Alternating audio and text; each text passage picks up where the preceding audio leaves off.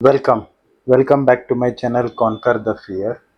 In this video, we are going to discuss about the Saga design pattern, and more specifically, we are going to discuss about the choreography-based approach, and with a real-world example of e-commerce.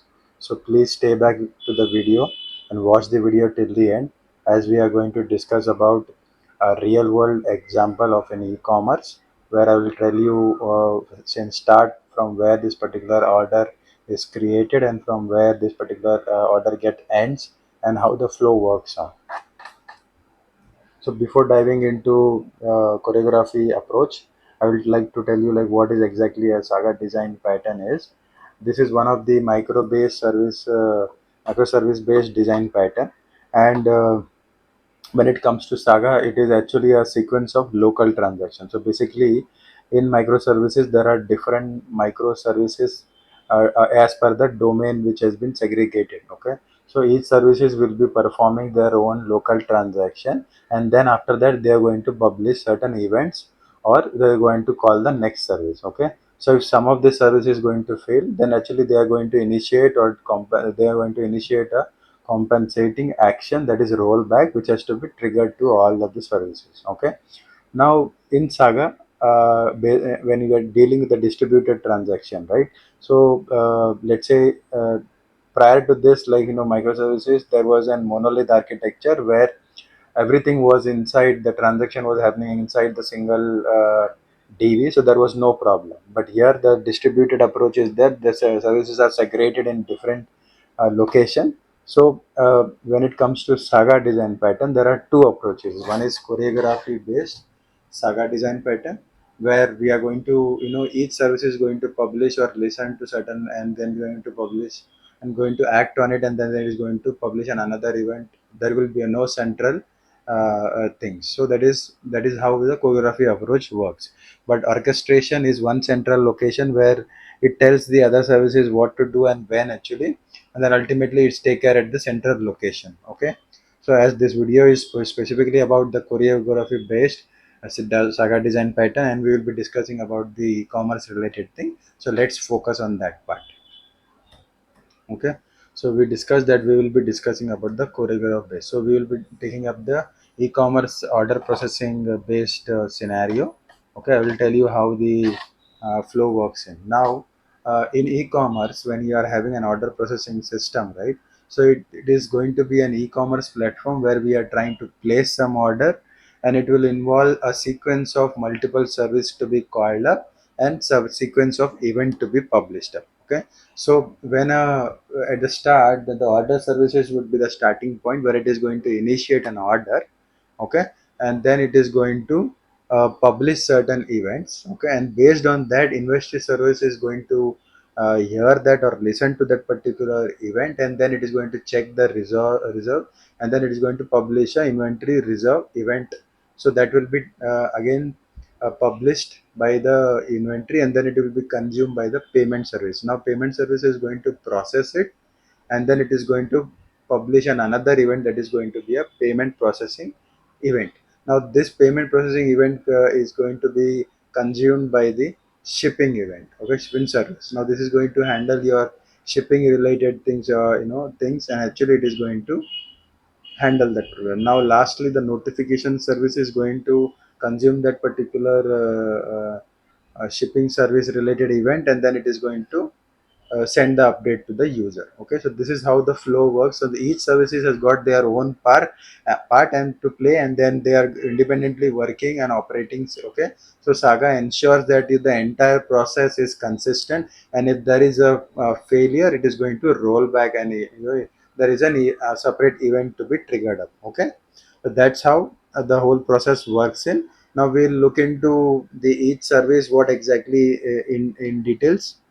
Now when it comes to the order service, the very first service is what, this is the one which is going to initiate the process, and this is where the create ordering process starts up. Okay, so once it actually stores the detail in its own databases, it is going to publish an event, that is order created. Now if you look at this particular order service, I'm just writing the service code over here because rest of the controller and other things would be same. Everything that will be land, and ultimately the service is the part which is going to handle the logic of publishing the event. Okay, so after saving the database, in the database the order has been created, it is going to send or to publish a Kafka. Okay, so there will be an event driven based approach used over here. So there we are using a Kafka, that is a message broker, which is used for publishing, and then from there the consumer is going to consume that particular record or event. Okay, so the other services who is actually expecting an event is going to continuously keep listening to that particular event, whether there has been any event published over there. The moment the event is published, it is going to consume and it is going to take the next action. Okay, so here if you see, order service is going to create an order top, this one to an order topic, and then it is going to create an order event. So it will pass on details like ID, the user ID, and other product ID details. Okay, so these are the information which is done at the order service. Okay, now then comes the inventory service. Now we already discussed inventory service is going to listen. Now if you see, in the inventory service I have written a Kafka listener over here.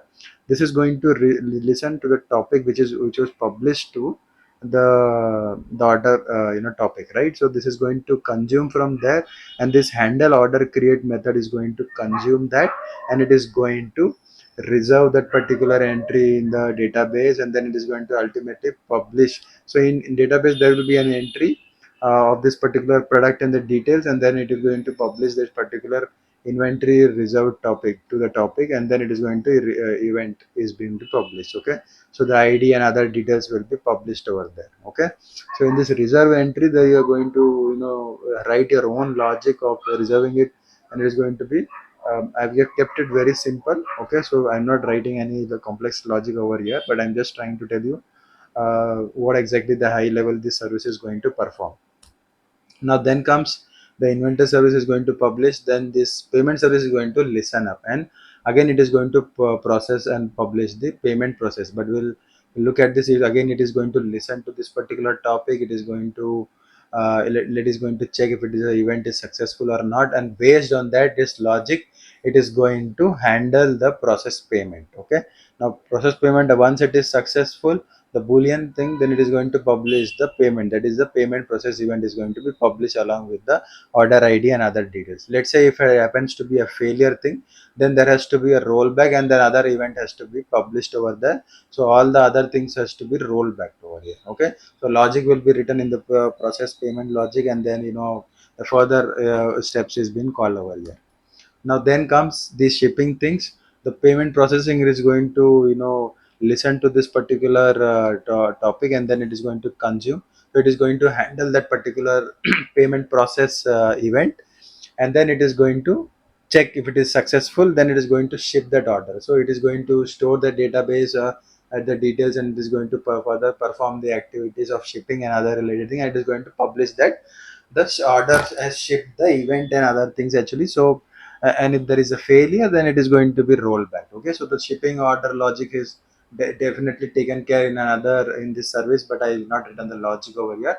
But you understand that this is going to be a logic written over here. Now then comes the last thing is notification service. Now everything the event has been shipped up, then it is going to send a notification. Now so notification is what, like, it is going to handle the shipped order over from the previous event, then it is going to send the notification to the user. Okay, so that's how the flow works in, and the flow completes in.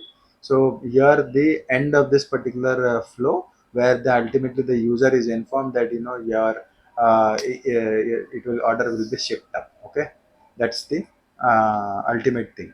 Now in this overall process you have to ensure that there is an end-to-end proper testing is being done, like the order is getting processed from initiating order creating till the order is shipped to the user.